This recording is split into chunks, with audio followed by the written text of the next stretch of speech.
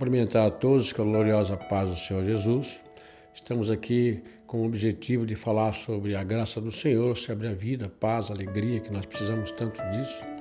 Embora vivemos num mundo meio conturbado, com essa situação que estamos passando, com essa solução de vai ou não vai, fica ou não fica com relação ao impeachment, não é?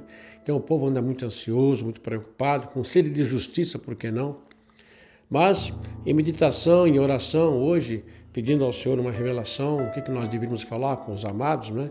Eu estava assim um tanto preocupado e eu, buscando a direção de Deus, pude analisar sobre Paulo, quando escreve a igreja de Éfeso e também esclarecendo com Timóteo.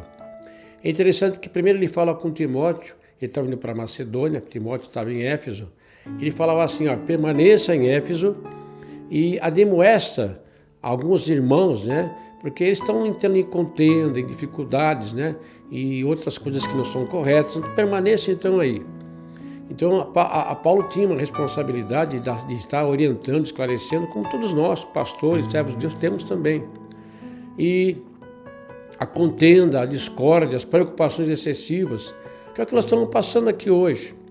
Mas é interessante que o próprio Timóteo, depois ele escreve lá no capítulo 2, capítulo 1 também, ele fala a respeito com relação a como que nós temos que nos comportar na época atual, com relação à intercessão, com relação à oração.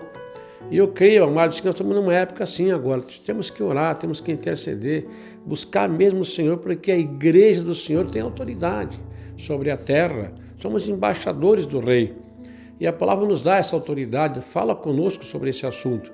Então, na verdade, eu penso que a igreja tem grande responsabilidade de estar orando, intercedendo pelas autoridades, principalmente, como fala lá em Timóteo, capítulo 2. Que nós temos que, antes de tudo, orar, interceder pelas autoridades, para que tenhamos paz, tenhamos alegria, né? Agora, eu analisei a passagem de Cristo, lá em João 4, quando ele entra lá em Samaria. Eu achei muito interessante essa passagem porque os judeus não entravam em Samaria normalmente. Eles davam uma volta, né? E Jesus, é interessante que ele entra em Samaria, né? E interessante mais ainda, enquanto os discípulos vão buscar o alimento na cidade, ele vai ter com uma mulher. Ele desperta a atenção daquela mulher pedindo água. Interessante, a estratégia de Cristo desperta nela um certo interesse, uma certa curiosidade. Como sendo tu judeu, me pede de beber. Ali então existe já logo um diálogo. Olha que linda estratégia de Jesus Cristo, né? Primeiramente, ele não fez acepção como os judeus faziam, né? Os principais lá faziam acepção. Eles tinham lá como o povo samaritano como imundos, né? Pessoas que eram totalmente desprezíveis. E, no entanto, Jesus entra e fala com aquela mulher. Eu quero só ficar nesse ponto para esclarecer o seguinte, amados.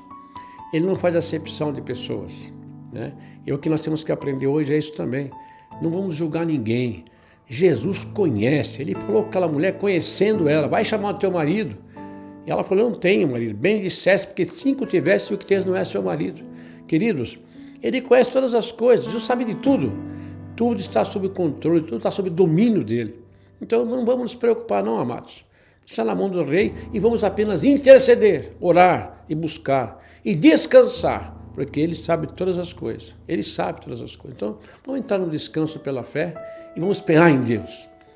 E vamos usufruir das promessas de descanso, de paz, de alegria e interceder para que tenhamos paz, fala Timóteo, né? Interceder e orar pelas autoridades. Não importa o que vai acontecer, mas vamos orar, vamos interceder, que cabe a nós fazer isso daí. Amém, queridos? Que Deus abençoe a todos, continue realmente nesse intuito de estar orando e intercedendo. Vamos esperar em Deus, ficar descansando, sem ansiedade, sem preocupação, porque Deus tem governo em todas as coisas. Ele governa e tudo está sob as suas mãos. Fiquem na paz, que Deus vos abençoe e vos guarde e até na próxima.